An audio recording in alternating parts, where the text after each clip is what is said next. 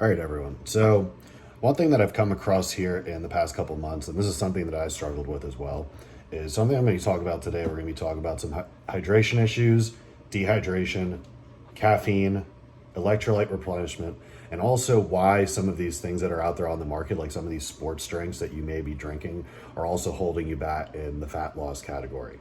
So, there's a couple things that I want to go over today. Going to go into some stuff about what your sweat's actually made up of, and why some of these things realistically aren't the best options and they're not kind of replenishing you in the right way. So first we're going to go over here is we're going to go causes of dehydration. Now, you know your standard one, which is exercise and sweating, but also, which may seem like common sense, also here we go, guys. Caffeine is also going to, one, in fact, dehydrate you, and two, in fact, push electrolytes out of your system. Anytime you're going to the bathroom and urinating, you're most likely partitioning ions and partitioning electrolytes as well. So even if you're not in a training situation throughout the day, if you're a coffee drinker, if you like to consume energy drinks, if you like to consume anything that's really caffeine based whatsoever, your standard water may just not be enough for you. This is where we're going to see a couple different things come into play, where what minerals you're actually consuming during the day can very actively determine how well your brain functions, how well your heart works, how well you actually physically feel. And if you look into the aesthetic category, it's also going to change how you physically look and where you're holding water, as well as if you're bloating or if you're not bloating and how your digestion is. So your hydration status is a very, very important thing. Even if you look at brain function, you look at how much of your brain is actually water. It's a very large portion. And guess what? Our body's very good at partitioning things. It's very good at shunting fluids and shifting blood volumes and shifting fluid volumes to where it needs to go. So guess what? If you're dehydrated, one thing that your body's going to have to do is going to have to shift fluids around to make up for what you need in that brain capacity. You're also just going to be cutting yourself short on thinking capacity and clarity. When you're really dehydrated, if you're not drinking and not getting the right amount of minerals in, you will get a substantial amount of brain fog through the day, most likely. You may notice that crash in the afternoon is significantly harder than it probably has to be. You're probably going to notice your joints ache, probably going to notice you don't feel so hot all the time. Your appetite's probably going to be pretty shoddy as well. So this is where we kind of look into some of the causes. Next, what I want to look into here is we're going to look at what is actually some of the things that make up your sweat. So we have sodium, we have chloride, we have your salt, okay? You have your potassium, your calcium, and your magnesium. Now, looking up some of these things realistically, if you look, you're going to look into, even if you look at sodium per hour on your standard athlete, which I'm saying everyone needs to consume these amounts. This is just kind of realistically so you can get a picture of how much we're not actually getting in some of the other things that you're consuming with sports drinks and things like that throughout the day. You look, and based on some of the research I've done, I can see we have a range from about 450 to 1700 milligrams of sodium per hour. And that's I would guess if you're a very heavy sweater or if you're just kind of a little bit more of a metabolic machine. This is where we're going to see some of this more heavier sodium partition, some of this heavier electrolyte partition. Everyone's sweat is a little bit different. But the thing is the more you sweat, usually the more electrolytes you're going to need to consume. Now, even if you look over here, had this pulled up earlier, where we look and we see how much actual sodium is even in, let's say, your standard Gatorade. We have maybe 230 milligrams. I think I see 270 milligrams as one of the higher ones for a one size bottle. And guess what? Most of the time, even if you look at your G2s or something like that, or your Powerades or whatever the heck it is, you're getting kind of a very not the greatest electrolyte profile in your nutrition here. So we're looking and we're seeing maybe 230 milligrams of sodium coming on in, but wait, I was just told I could be possibly partitioning with almost 450 milligrams of sodium per hour anytime I'm kind of sweating or exercising. So guess what? I'm going to now have to drink 2 of these bottles to get to that number that I need to. And oh, by the way, each one of these bottles came with 30 grams of carbohydrates and just sugar. So now you needed to get 2 bottles to get to 1 hour of sodium. But guess what? If you're just kind of sweating and you're realistically not using that amount of stuff, this isn't a really good hydration method for you. Even if you look at it, it's probably not even the best hydration method for athletes, because I would say the ratio kind of sucks here a little bit. You look at how much sodium, how much potassium you're getting in any of these sports drinks, it's really not that amazing. This is where we start looking a little bit into more so where this is actually with a lot of my clients, we do more of a brine bottle or a pink salt bottle or something to get your sodiums and your magnesiums and your potassiums. And also we try to get a little bit of our milks in, or we supplement with calcium. Now, these are your ions here, your sodium, your chloride, your potassium, your calcium, your magnesium. These are things that are very much needed in your body in a very specific balance per what you're burning off for proper hydration status. Now, if you're just pumping water in, pumping water in, pumping water in, guess what? You're probably cutting a little bit of your performance short, and you're also you're not retaining most of that water. If your pee is completely clear, if you're urinating super clear, that means that you're most likely you're just exerting more water out.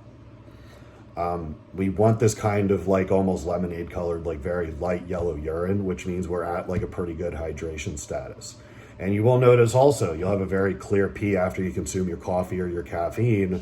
If you have very dark pee after consuming caffeine, guess what? You're a little deeper into dehydration than you think. And you probably want to switch to some type of water and also get some salt in as well. So the thing we look at here is back to the Powerade and back to the Gatorade and stuff like that. It's not the most amazing way, I would say, to hydrate, especially because even if you see sometimes we see with sugar can dehydrate as well.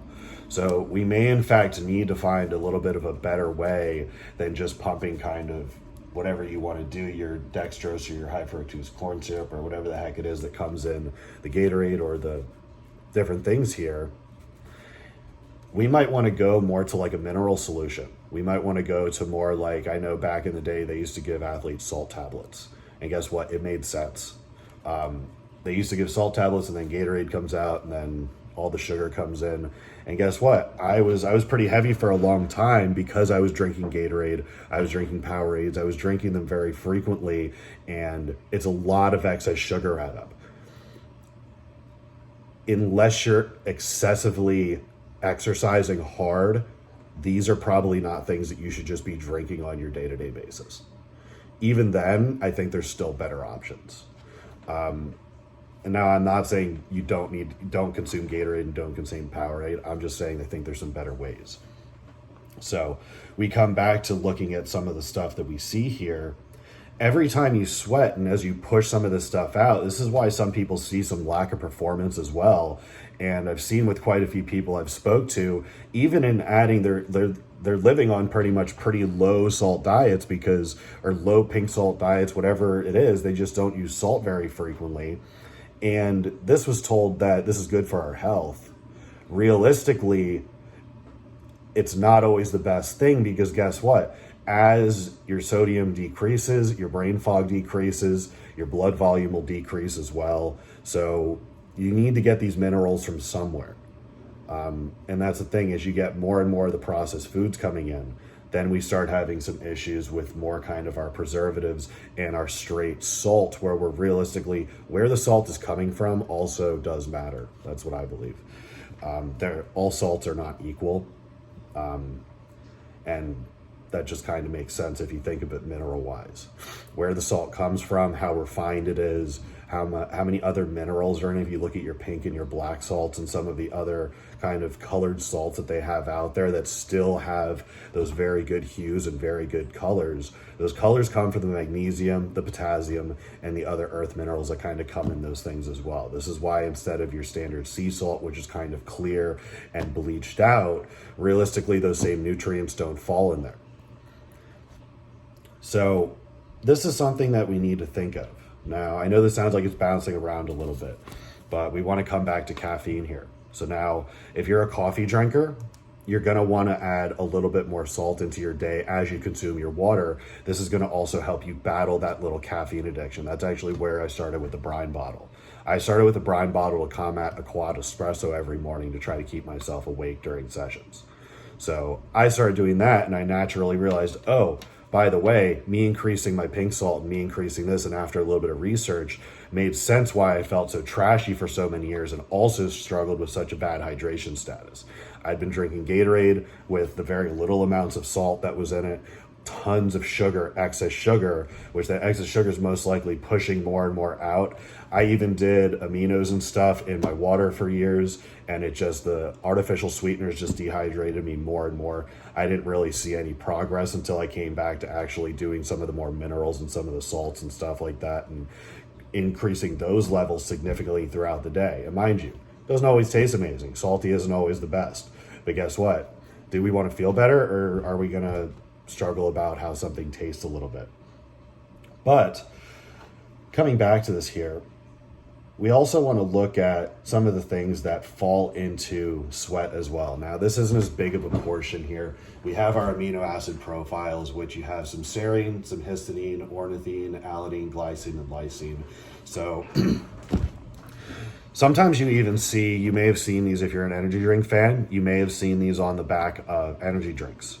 Now, I see what they're trying to do here realistically, where they're trying to put your branched chain amino acids, your essentials and stuff in there to actually combat the stimulus of the caffeine, where I guess they're considering it a hydration complex as well. But honestly, unless you're actually consuming those specific amino acids in a solution after drinking the pre-workout or whatever the heck you want to call it, your energy drinks, caffeine drinks, whatever it is, you're probably not really going to benefit that much. It's probably just being lost in the stimulus of the caffeine. That's what I would guess anyway. Because honestly, as soon as you consume a certain amount of caffeine, guess what? Your body's playing excrete. You're either going to the bathroom or you're peeing. So one of the two things is usually happening, and you're usually partitioning some of those ions and stuff immediately as well. This is something we also want to look into battling. If you're a pre-workout fan, if you're a coffee fan before working out and training, you may want to be adding some pink salt and some mineral stuff into your physical water during your session, because one, you're now training and sweating very, very hard. And guess what? Your body's partitioning with more sodium, magnesium, potassium, and calcium during your training realistically than I would say it is these amino acids in regards to sweating. Your body's probably most likely using a lot different things during this time, and it's a lot smarter to replenish some of the more important stuff that's sitting there with our sodiums, magnesium, potassium, and calcium. This is some stuff that needs to be replaced no matter what. But like I said, we're talking about training. So in your trainings, you probably want to add, and guess what? You see a lot of people do this, where they may add some salt, or they may add salt into their pre-workout, or salt their pre-workout meal very heavily. There's a reason behind this. One, you see some better performance. Two, you hang into your training a little bit longer. And three, you're also now playing combat mode during your session, during your training as well, where we're staying hydrated during our session, and your session's probably going to go a little better naturally, just because of the fact that as you're replenishing these ions, you're not going to hit the wall as quickly.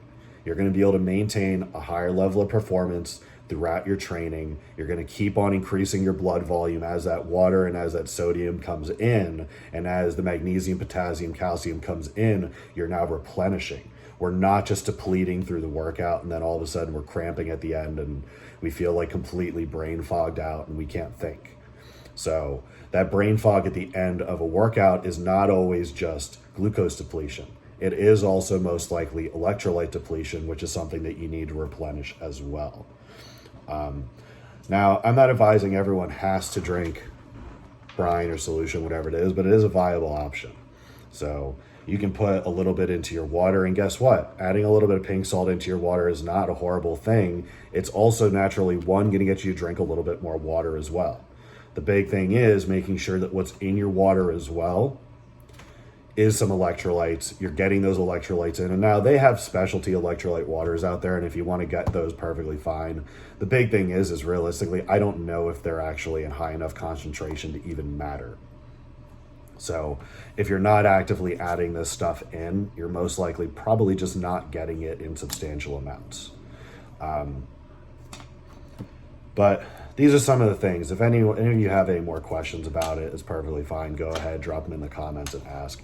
But I just wanted to go over a little bit of this stuff because I see this in quite a few people. It's something I struggled with as well. Hydration, dehydration, caffeine consumption. Guess what? We're high performance people. We want our brains to function very well. Some of us run on probably 5, 6, 7 cups of coffee a day, possibly. It's not the healthiest thing in the world, but realistically, the healthier thing is to make sure you have something in position to combat your caffeine addiction, to combat your high performance, to combat your active lifestyle, to combat your active business life. You want to work 60 hours a week, you're going to have to be a pretty high performance individual. You want to be a mom and dad, you're going to have to be a pretty high performance individual. You want to be a career mom and dad, now you're really going to have to be a very high performance individual because you now have your busy work schedule as well, probably a little bit of a shifted sleep schedule, and now you have the kids' schedules too. Now, guess what? You need to be pretty physically capable to handle some of that stuff, even just to handle the physical requirements of hanging with your kids, because guess what? They're probably going to be hard to hang with. So these are some of the things. Might be a little ranty, but that's what we got for today, guys. All right? Any more questions? Just let me know.